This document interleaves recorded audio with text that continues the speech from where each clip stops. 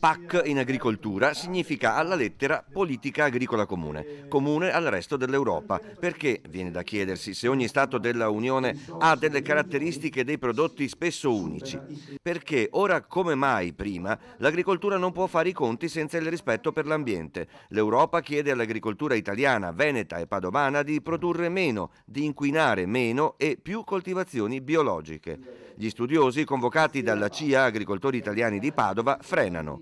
Il calo di produzione delle produzioni vegetali subiranno dei cali di produzione notevoli, in termini almeno nella media del 20%, con aumenti significativi dei prezzi, anche quelli variabili dal 15 fino al 30%. Fino al 35% gli aumenti previsti invece per carne e latte. Le minori produzioni agricole in Veneto e in Europa obbligheranno i mercati a maggiori importazioni di beni vegetali e animali dai paesi extraeuropei.